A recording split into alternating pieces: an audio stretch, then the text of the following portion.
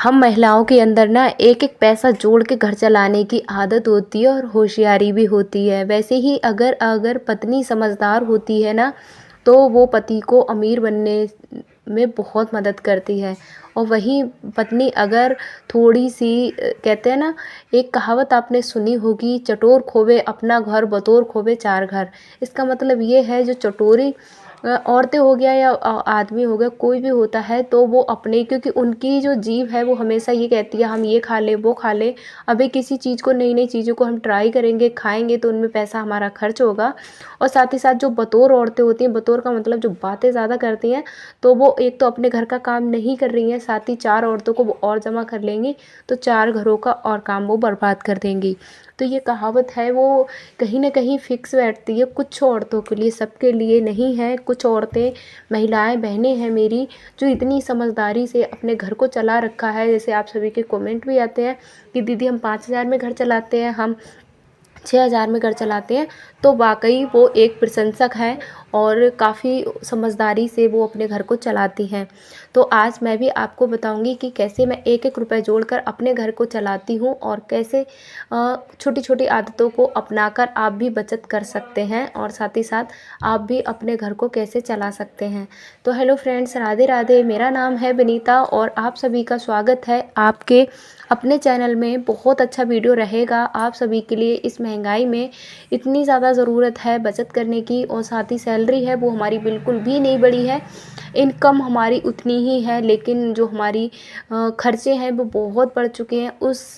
इस पोजीशन में हम क्या करें, कैसे पैसों को सेविंग करें, ये एक सबसे ज़्यादा कठिनाई वाली बात आ जाती है। साथ ही साथ आप देखते ही हो आजकल हर चीज़ में महंगाई बढ़ी है, हर क्षेत्र में महंगाई बढ़ी है, बच्चों की एजुकेशन में महंगाई बढ़ी है, खाने पीने में, सब में महंगाई बढ़ी है। और साथ ही सैलरी हमारी उतनी है, सैलरी में क्या है 1,000 बढ़ गया, लेकिन उस पे काम पैसे हैं वो बहुत ज़्यादा बढ़ते हैं। तो आज मैं कुछ ज़रूरी टिप्स भी आप सभी के साथ शेयर करूंगी, इसलिए आप वीडियो में बने रहना। वीडियो अच्छा लगे तो एक लाइक, एक शेयर ज़रूर करना। मैं आज आपको इस वीडियो में 12 टिप्स बताऊंगी, जो कि आपको पैसों की बचत करने में बहुत मददगार होंगे। और आप इनमें से 12 में से अगर आपने 6 टिप्स भी अपना लिए, तो उससे भी आप काफ़ी हद तक है वो पैसों की सेविंग कर सकते हैं। देखिए, हम महिलाओं की आदत होती है, हम एक एक रुपए को भी वेस्ट नहीं करते हैं, और एक एक रुपए की सेविंग करने की हम भरपूर कोशिश करते हैं। जैसा कि सबसे पहले पॉइंट मैं आपके लिए रखूं, सबसे पहला पॉइंट है, जब भी सैलरी आती है, इन पॉइंटों को, जो मैं 12 आप सभी के लिए टिप्स बताने वाली ही, इन टिप्स को मैंने जब से फॉलो करना शुरू किया, तब से मैं भी अच्छी खासी सेविंग है वो कर पाती हूँ। तो आप कैसे इन टिप्स को अपना कर पाते हैं? तो सबसे पहले देखिए, मैं जो बता रही हूँ, जैसे ही सैलरी हमारी आती है, महीने की सैलरी आते ही आपको क्या करना है, आप कितना बचा सकते हैं आप उसको अलग रख दीजिए। अलग रखने का मतलब है, आप उसको रख कर भूल जाइए कि मेरे पास वो पैसे हैं भी। देखिए, जब आप बचत करेंगे तो आपको उसमें पूरी ईमानदारी दिखानी पड़ेगी। ऐसा नहीं है आपने महीने के शुरू में तो पैसे हैं वो रख दिए, लेकिन महीने के लास्ट होते ही आपको, जब जैसे ही पैसों की कमी लगी, आपने बिल्कुल हाथ रोक के पैसों को खर्च नहीं किया, और महीने के लास्ट में तंगी होने लगी, आपने वो पैसे उठाए और खर्च कर दिए। अगर आप इस तरीके से करेंगे तो वो आपकी सेविंग नहीं कहलाएगी, वो आपका एक, आपके काम के प्रति बेईमानी कहलाएगी। तो आपको ईमानदारी से आप जितना बचा सकते हैं, 10%, 20%, 40%, 40%, 30%, 50%, मैं तो सलाह आपको ये दूंगी, कम से कम 30 से 40% तो आप हर हालत में ही बचाइए। अगर 30% भी नहीं बच पा रहा है तो 20% तो पूरी कोशिश करिए भाई। और जिनकी बहुत ज़्यादा कम सैलरी है तो वो 10% ज़रूर बचाएं।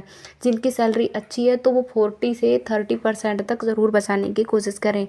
अब आपने अपना बचत है वो साइड में रख दिया, अब आपको दूसरा क्या काम करना है। आप वो देखिए, मैं क्या करती हूँ, जैसे क्या कहते हैं ना, ज़रूरी और गैर ज़रूरी चीज़ों को ख़रीदना। हम क्या करते हैं ना, हम मार्केट जाते हैं तो हम लिस्ट बना के तैयार करके नहीं लेके जाते हैं, तो हम मार्केट में जो भी चीज़ हमको पसंद आती है हम उसको ख़रीद लेते हैं, जबकि हमें उसकी ज़रूरत नहीं होती है। तो आपको ये गलती बिल्कुल भी नहीं करना है। आपको पहले ही एक सूची तैयार कर लेनी है, और उसी के अकॉर्डिंग आपको ख़रीदारी है वो करनी है। इससे आप जो गैर ज़रूरी चीज़ें होती हैं उनको खरीदने से बचेंगे। जब आप उन चीज़ों को नहीं खरीदेंगे तो आपका पैसा भी उसमें वेस्ट नहीं होगा, आपका पैसा भी वहाँ पर बच पाएगा। तीसरा पॉइंट है छोटी छोटी बचत छुपाकर। क्या करते हैं ना, हमने 100 रुपये छिपा लिए, 50 रुपये छिपा लिए, हम सेविंग थोड़ी बहुत छिपाते हैं महिलाएं, तो हम बहुत जल्दी किसी को बता देते हैं। आपको अपनी छोटी छोटी सेविंग है उनको नहीं छिपाना चाहिए। देखिए मैं आपको बताऊं, आपको हस्बैंड के पर्स से चोरी नहीं करनी है, ना ही उनके पॉकेट से पैसे निकालने हैं। अब यहाँ पर बहुत सारी बहनें ये भी कहेंगी कि अगर हम हस्बैंड के पॉकेट से पैसे नहीं निकालें, वो हमको पैसे देते ही नहीं हैं। तो आप यहाँ पे ये कर सकते हैं, आपके बच्चे स्कूल जाते हैं, आप मार्केट का काम आप खुद करती हैं। देखिए मैं भी करती हूँ, जैसे मेरे सारे मोस्टली मेरे काम जो सारे हैं वो मैं ही करती हूँ। सिर्फ बच्चे की स्कूल की फ़ीस के अलावा स्कूल की फ़ीस और बाज़ार का काम है वो सिर्फ हस्बैंड जी करते हैं, और बाकी सारा काम मैं ही करती हूँ। किराना का सामान भी वो लाते हैं, जैसे दूध का और छोटे मोटे काम हैं, ये सारा काम मैं ही करती हूँ। तो मैं ये बोल देती हूँ कि भाई मैंने किसी चीज़ को, जैसे मैंने अपने कपड़े खरीदे तो मैं 400 के कपड़े खरीदे तो मैं उनको 600 बता देती हूँ। तो इस तरीके से मैं सेविंग है वो कर लेती हूँ। तो ऐसे पैसे आप भी बचा सकते हैं। देखिए चोरी करना, मुझे नहीं लगता, घर में कपट, छल कपट से कभी भी बरकत नहीं होती है। तो छल कपट आपको नहीं करना है, आप उनसे इस तरीके से बोल सकते हैं, तो ये आपका ये छल कपट नहीं कहलाएगा। अगर आप उनकी चोरी करते हैं और उन्होंने किसी काम के लिए पैसे रखे हैं, जैसे एक उदाहरण के लिए मैं आपको बताऊं, उन्होंने किसी किस्त जमा करने के लिए उन्होंने अपनी जेब में 3,000 4,000 रुपये रखे हैं, 4,000 की उनकी किस्त जाती है और आपने उनमें से पैसे चोरी कर लिए, तो वो पैसे क्या सही है? वो सही नहीं है, क्योंकि अगर आप इस तरीके से चोरी करेंगे तो वो भी परेशान होंगे और घर में कलेश होगा। तो आप उनसे इस तरीके से पैसे मांग सकते हैं जिससे वो खुशी खुशी पैसे देंगे आपको। आपने जैसे ज़रूरत अपनी बताई और उसके हिसाब से आपने उस जितनी आपने ज़रूरत बताई उससे आपने कम पैसे खर्च किए, वो भी खुश, आप भी खुश। तो जब खुश, देखिए लक्ष्मी माँ हमेशा खुशी शांति माहौल, जहाँ कलेश नहीं होता है वहाँ लक्ष्मी माँ ज़रूर टिकती हैं। तो आप इस तरीके से कर सकते हैं। चौथा पॉइंट हमारा है दिखावे से बचना। दिखावे से, देखिए दिखावा मैं आपको बताऊं, हम महिलाओं के अंदर बहुत बुरी आदत होती है। जैसे किसी ने कुछ ले लिया तो हमारा बस यही टारगेट रहता है कि उसने, हमारी पड़ोसन ने साड़ी ली है 2,000 की तो मुझे भी चाहिए, या मेरी बहन ने ये ले लिया तो मुझे भी चाहिए, उसके हस्बैंड ने दिलाया। तो देखिए हर किसी की ज़रूरतें हैं वो अलग अलग होती हैं, हर घर का जो बजट होता है वो भी अलग अलग होता है। तो आपको दिखावे से बचना है। आप पहले अपना बजट देखिए, फिर अपनी ज़रूरतों को बनाइए। अगला पॉइंट मेरा है हर जैसे हम खरीदारी करने जाते हैं, जो छोटे पैसे हमको मिलते हैं उसके लिए आप 10 रुपए की गुल्लक हमेशा रखिए, छोटे पैसों को अलग डालिए। ये सारे कामों को मैं करती हूँ, सही बता रही हूँ। इसका रिज़ल्ट इतना अच्छा मिला है, इतना अच्छा मिला है, प्लीज़ आप मेरे कहने से एक बार करके देखिए। छोटे पैसों को आप अलग डालिए, आपको कभी पता भी नहीं चलेगा कब ये जो छोटे छोटे 1-1 रुपये, 2-2 रुपये, 5-5, 10-10 रुपये, 20-20 रुपये, 50-50 रुपये से आपकी एक कितना बड़ा रकम है वो तैयार हो जाएगी। जो आपके बीच में खर्चे आ जाते हैं, जैसे गैस सिलेंडर ख़त्म हो गया, बच्चों को कहीं अचानक से किसी की दावत आ गई, या अचानक से बहुत सारी परिस्थितियां हैं वो ऐसी बन जाती हैं जिनके लिए पैसे हम सेविंग नहीं करते हैं, या हमें अचानक से जैसे महीने के लास्ट में पैसों की तंगी होने लगती है, तो ये बचत आपके काम में आएगी। तो फिर आप देखिए, मैं 5वां पॉइंट आपके लिए बताऊं, अपना बचत फंड है वो किसी को नहीं बताना है। अपना बचत फंड का मतलब ये है, आपने कितना बचत फंड है, कितनी रकम आपने अब तक बचा रखी है, वो आप किसी को नहीं बताएंगे। क्योंकि अगर आप बताएंगे तो रिश्तेदार या पड़ोस कोई भी हो गया तो वो आपसे उधार लेने की सोचेगा, या वो ये भी कह सकता है, उससे थोड़ी सी जेलसी भी हो सकती है कि भाई ये तो इतना कुछ कर रहा है, तो इसलिए आपको नहीं बताएंगे, तो मुझे लगता है ज़्यादा बेहतर है। फिर हमारा छठा पॉइंट है कि अचानक इमरजेंसी के लिए भी ज़रूर फंड बनाएं। इमरजेंसी में जैसे क्या होता है, मैं सही बता रही हूँ, ये तरीका मैंने नहीं किया था, लेकिन ये तरीका इस बार मैं ज़रूर करूँगी। जैसे इस बार हमने इमरजेंसी के लिए कोई ज़रूरत फंड हम नहीं बनाते हैं, तो इस बार नित्या की इतनी तबीयत ख़राब हुई, जैसे मैंने शेयर भी किया था, हम चारों की तबीयत ख़राब हो गई थी।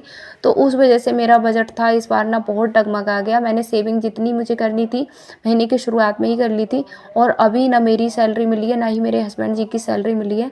उस वजह से पैसों की थोड़ी शॉर्टेज है वो हो गई है, क्योंकि जो हम पूरे करीब हम 45 दिनों के लिए अपना सारा कुछ है, पैसों से लेकर राशन पानी से लेकर इंतज़ाम करके रखते हैं कि सैलरी अगर लेट भी हो जाती है तो होता है।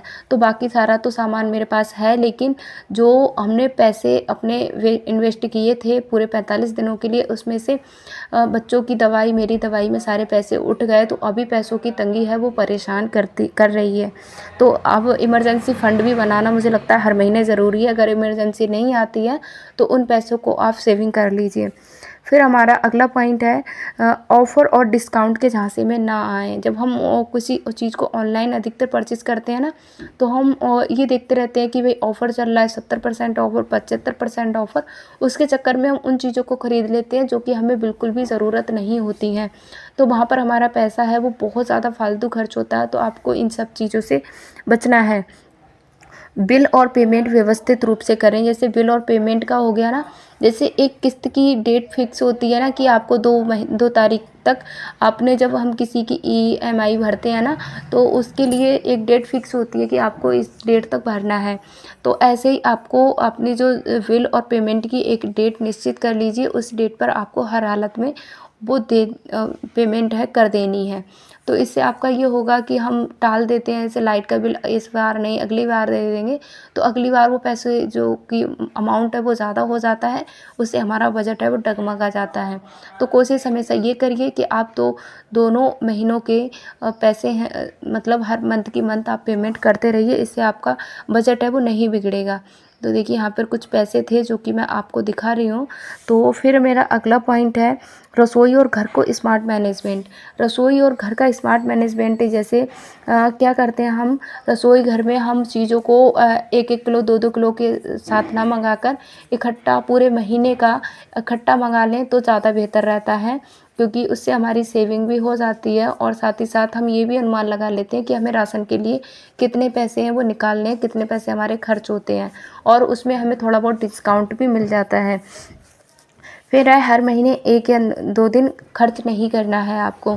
हर महीने आप कोशिश करिए कि आप 1 या 2 दिन, अगर आप महीने में 1 या 2 दिन कुछ भी कोई भी पैसा खर्च नहीं करते हैं, तो आप उन पैसों को काफ़ी सेविंग कर सकते हैं। जैसे कि आपका पर डे का खर्च 200 है, तो आप उसमें से अगर 150 रुपये सिर्फ 50 रुपये खर्च करते हैं, 150 खर्च नहीं करते हैं, तो आप उसमें से 150 उधर बचाए, 150 उधर, 300 रुपये आप बचा सकते हैं, जिसकी आप कोई है बीमा पॉलिसी है वो करा सकते हैं और उसको जमा कर सकते हैं।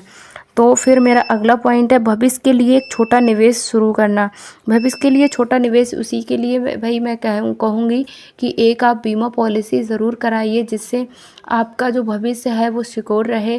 जैसे कि देखिए आपको पता है, हमें ये नहीं पता है कि कब क्या हो जाए, उसके लिए बच्चों के लिए हमें एक भविष्य के लिए कुछ ना कुछ ज़रूर करना चाहिए।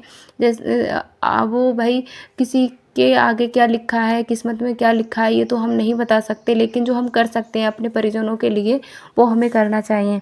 तो ये कुछ ज़रूरी पॉइंट थे जिनको आप अपना सकते हैं और आप भी सेविंग कर सकते हैं। देखिए सेविंग करना कोई बड़ी बात नहीं है, जब तक हम अपने मन को पक्का नहीं करेंगे, जब तक आप अपने काम को पूरी ईमानदारी के साथ नहीं करेंगे, तब तक आप अपने पैसे हैं वो नहीं बचा सकते हैं।